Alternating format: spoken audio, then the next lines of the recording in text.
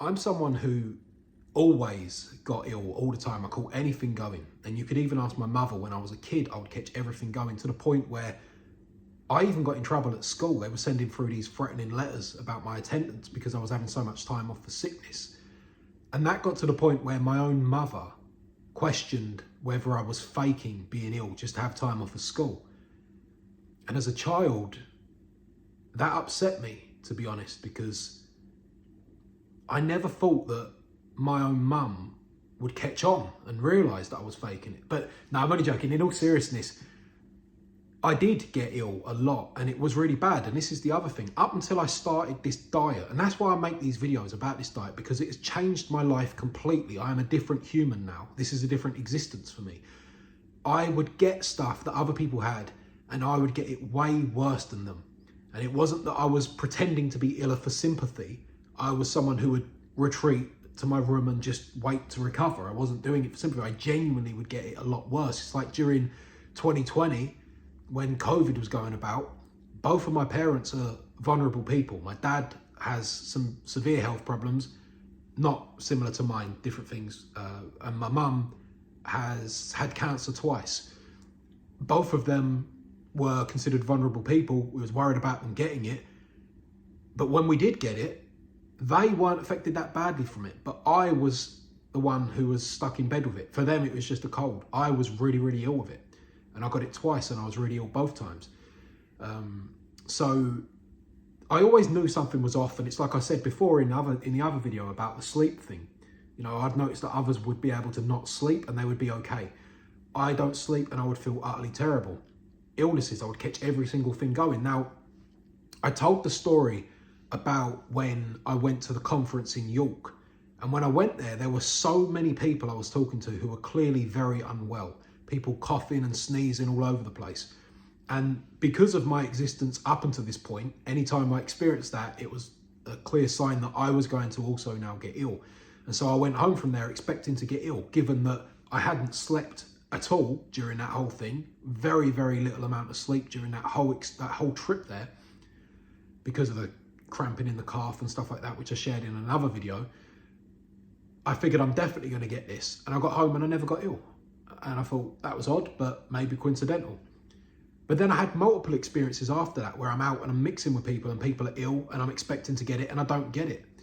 And I never got ill at all until the story I told about when I drank the soda water after eating the bone broth powder and having that reaction with my stomach. And because I got back from there and I come off of the Lion diet for 2 weeks.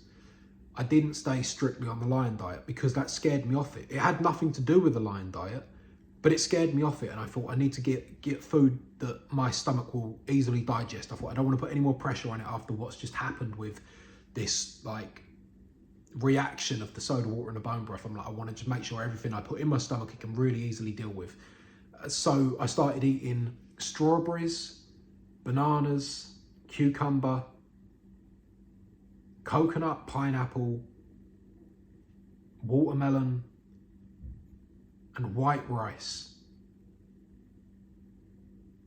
Yeah, I started eating those things and still some beef as well, but mainly those other things. And I wasn't really eating much because my stomach had been so, like, it'd gone through so much. I weren't eating much. I was giving myself a proper long break, but then I would just eat like a banana or something. First of all, when I introduced those things, I'd look in the mirror, I was bloated again. Oh, by the way, let me just share this as well. The reason why I was eating those things is because I sent off for a food intolerance blood test, private one, where they basically give you a little vial, you prick your finger, you put blood in it, send it off, and it come back, and it come back with all these things I was intolerant to, and there was loads. It was pretty much my entire diet come up in red to say that I had a high level of reactivity to them. Things like all of the gluten-containing grains, which is why I suspect that one of the many things I'm dealing with here may be celiac disease. Potatoes, almonds, and I used to drink almond milk. Almonds come up, I used to eat almonds as well.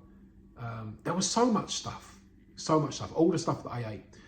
Eggs, I used to eat loads of eggs. Eggs come up on there. Dairy, and I always knew I had a problem with dairy, but you know, that kind of confirmed it, if you can trust that thing. But anyway, so I had that come back. Those things was all green. They said I had zero reactivity. That's why I done it. I ate a banana. I'd look in the mirror and I'm bloated again. So I knew that it wasn't good long term, but I'd done it for 2 weeks while I was just trying to give my stomach a rest.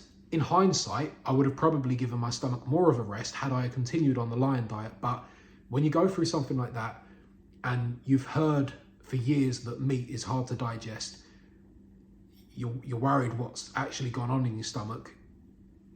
Yeah, I figured it would be my safer bet to do that. So I done that. Now, at the end of the second week, I bumped into my gardener, who's a really nice bloke, but he's a scumbag for giving me this flu because, and he didn't know, so if he's watching, I don't mean no offense, I'm just joking with you. But anyway, I saw him in Morrison's and I was going to buy some pineapple actually. And I spoke to him for a bit, and then anyway, it was the next day I woke up and I was really ill. I got really cold and all this, and I ended up with the flu. And I thought it was interesting. Anyway, the short version of the story is I thought that was interesting, that I had all that other time where I was around all these people who were sick and I never got ill once. I spent 2 weeks off the diet and my immune system seemed to go back to where it was prior to that, if you see what I mean. So, yeah, just one to share. I have got ill once since then. Actually, just thinking about it, I got ill a few weeks ago. When I first moved in here, I got a cold.